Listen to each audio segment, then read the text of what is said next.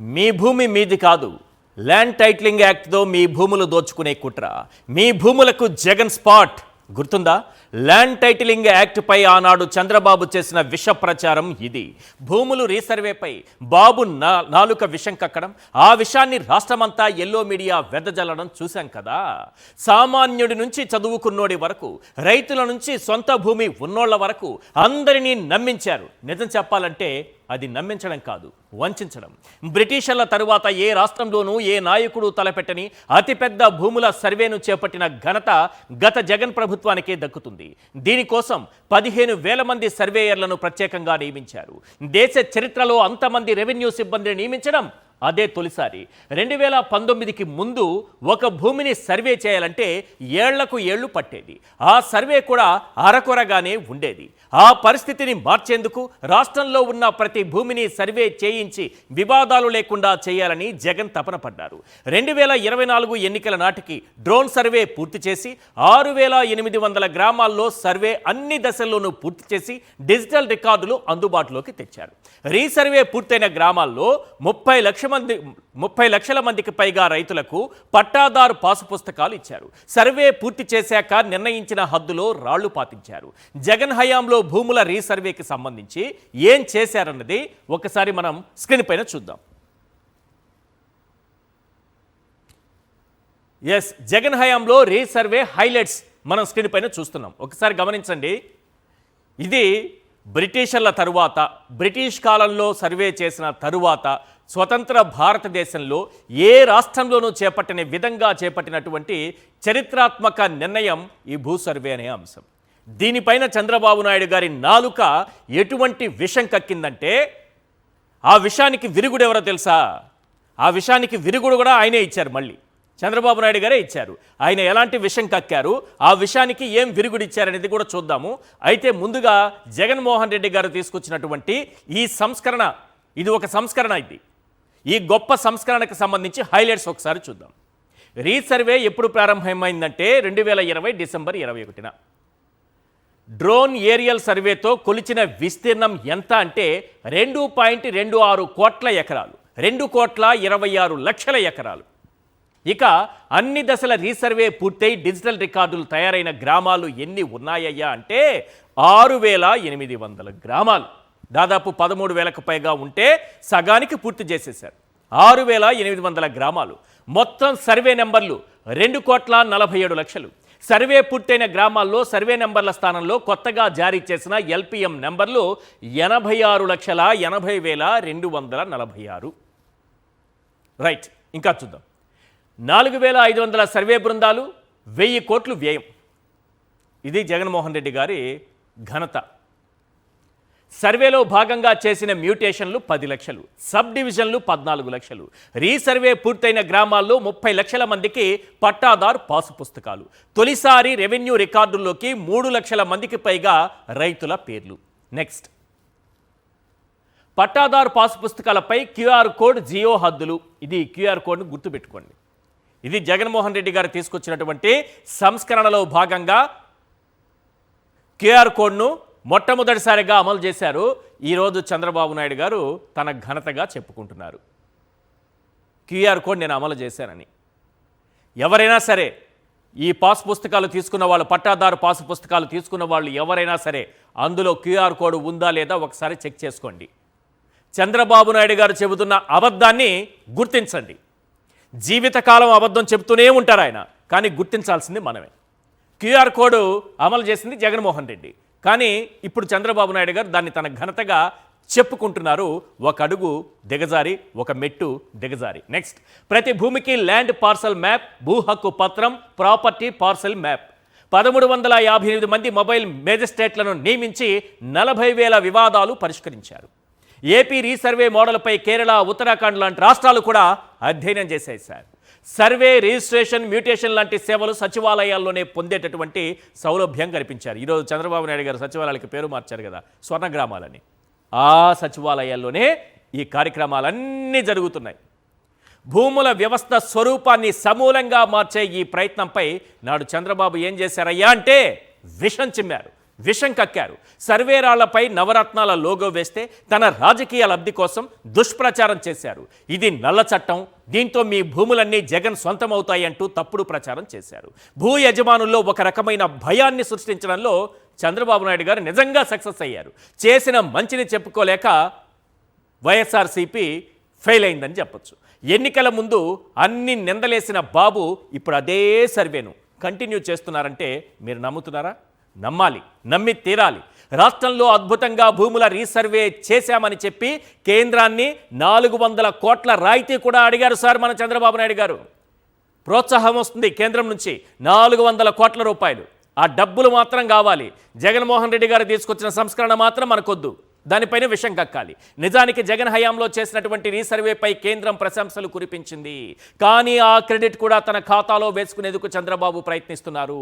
నాడు ఏ నాలుకతో అయితే భూముల రీసర్వేపై బురద చల్లుతూ మాట్లాడారో ఇప్పుడు అదే నాలుకతో, సేమ్ నాలుక, అదే నాలుకతో సర్వే బాగా చేశామని కేంద్రం దగ్గర బిల్డప్లు కొడుతున్నారు. అందుకే దేశ చరిత్రలో తనకు ఎలా కావాలంటే అలా నాలుక మడతేసే నాయకుడు చంద్రబాబు తప్ప మరెవ్వరూ లేరనేది రాజకీయ నాయకులనే కాదు, సామాన్య ప్రజల్లో కూడా స్పష్టమైపోయింది. ఇంకా సందేహం ఉంటే ఇదే భూముల రీసర్వేపై నాడు చంద్రబాబు ఏమన్నారో ఇప్పుడేమన్నారో ఒక్కసారి చూడండి సార్. తమ్ముళ్ళు మీ భూమి మీద అని అడుగుతున్నా నేను. కొత్తగా ఒక స్కెచ్ చేశాడు. ఇప్పటికే మీరు చూడండి, ఇది పట్టాదారు పాస పుస్తకం. దీని మీద ఉండాల్సింది రాజముద్ర. ఎవరి ఫోటో ఉంది? ఎవరి ఫోటో ఉంది? ఎవరి ఫోటో? నేను అడుగుతున్నా ఇప్పుడు, మీ భూమి మీది కాదు. మీ భూమిని జగన్మోహన్ రెడ్డి కొట్టేయడానికి మీ బిడ్డ అంటున్నాడు. ఒక్క విషయం గుర్తుపెట్టుకోండి, ల్యాండ్ టైటిలింగ్ యాక్ట్ రద్దు చేస్తానని చెప్పి మొట్టమొదటిసారి సంతకం పెట్టి రద్దు చేశాం. సర్వే పగడ్బందీగా చేస్తున్నాం. ఇంకో పక్క బ్లాక్ చైన్ టెక్నాలజీ తీసుకొచ్చాం. క్యూఆర్ కోడ్ పెడుతున్నాం.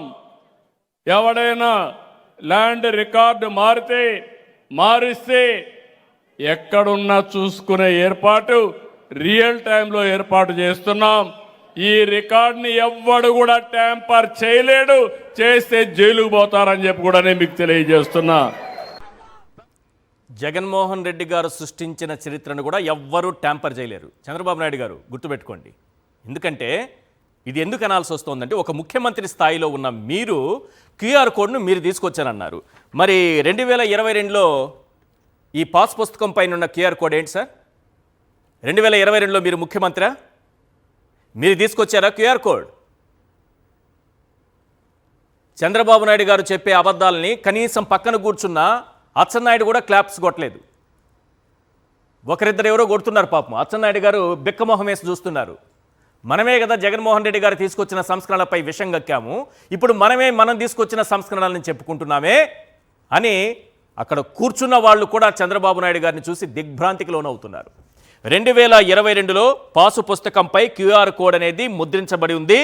ఒక్కసారి దాన్ని ఇప్పుడు నేను చూపిస్తున్నటువంటి కాపీలో చూడొచ్చు. కానీ చంద్రబాబు నాయుడు గారు చేసినటువంటి దుష్ప్రచారం, ఆ విషయాన్ని రాష్ట్రమంతా చల్లడం కోసం ఇద్దరు వ్యక్తులు బాగా కష్టపడ్డారు సార్. చంద్రబాబు నాయుడు గారు కక్కేటటువంటి విషయాన్ని రాష్ట్రమంతా చల్లాలంటే ఇద్దరు వ్యక్తులు బాగా కష్టపడ్డారు. వాళ్ళు మీడియా సంస్థలు నడుపుతారు.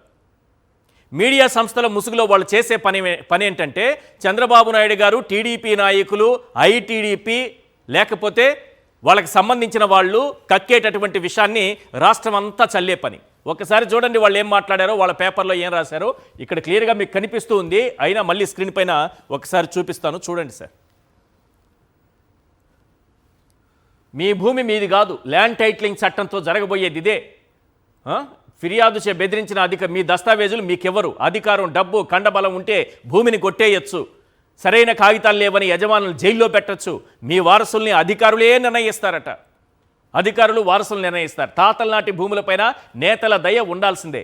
ఈ విధంగా అడ్వర్టైజ్మెంట్లు పేపర్లలో, ఈ విధంగా రాతలు, ఈ విధంగా వార్తలు.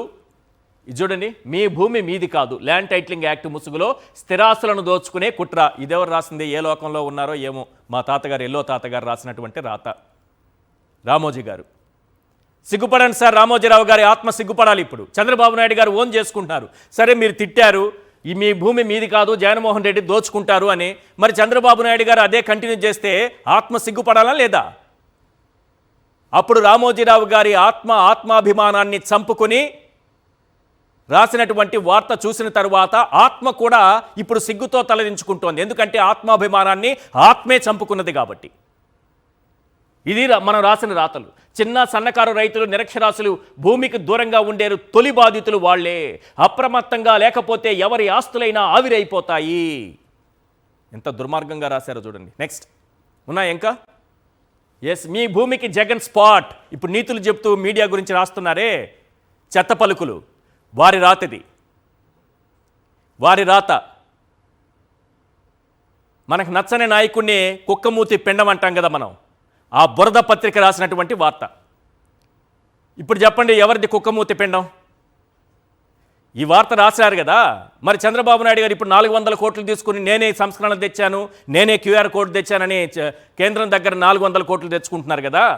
మరి కుక్కమూతి పిండం ఎవరవుతారు? ఈ వార్త రాసిన వాళ్ళ? ఇలాంటి వార్తలు రాసే వాళ్ళని ఏమనాలి? ల్యాండ్ టైటిలింగ్ యాక్ట్ కర్త కర్మ క్రియ వైసీపీ సర్కారే. అధికారంలోకి వచ్చిన 2 నెలలకే అసెంబ్లీలో బిల్లు. ఇంకా ఏంటి అసలు వాళ్ళ ఇష్టం? అవగాహన ఉండి అజయ్ కల్లం బొంకులు. సీఎం ఫోటోల పిచ్చిపై జనాగ్రహం. భూపట్టా పేరిట చేతికి బొమ్మల పుస్తకం అట. చేతికి బొమ్మల పుస్తకం. ఇప్పుడు చంద్రబాబు నాయుడు గారు చేసింది ఏంటి తెలుసా? మొదటి పేజీ ఆ నవరత్నాల లోగోతో కూడిన జగన్ బొమ్మ ఉంటుంది, అది తీసేసి మిగతా యాజ్ ఇట్ ఈస్ అదే ఇస్తున్నారు. అదే క్యూఆర్ కోడ్, అదే పుస్తకం, అంతా అదే. ఫస్ట్ పేజీ మాత్రం కొంచెం పక్కకు జరిపారు. అదే సర్వే కంటిన్యూ అవుతుంది, అదే క్యూఆర్ కోడ్లు కంటిన్యూ అవుతున్నాయి. డబ్బులు మాత్రం మనకు కావాలి 400 కోట్లు కేంద్రం నుంచి. రైట్, ఇంకా ఉన్నాయా? చాలండి, ఎన్ని చూపించినా అదే కదా. ఒక మెతుకు పట్టుకుంటే అన్నం ఉడికిందా లేదు తెలిసిపోతుంది. నెక్స్ట్ ఇవాళ బిగ్ క్వశ్చన్ ఒక్కసారి స్క్రీన్ పైన చూపించండి. Yes, today's big question. భూముల రీసర్వేపై నాడు దుష్ప్రచారం, నేడు క్రెడిట్ చోరీ. నాలుక మడతేయడంలో బాబును మించిన వారు లేరా? ఇదే ఇవాల్టి బిగ్ క్వశ్చన్. దీనిపైనే మనం చర్చించబోతున్నాం.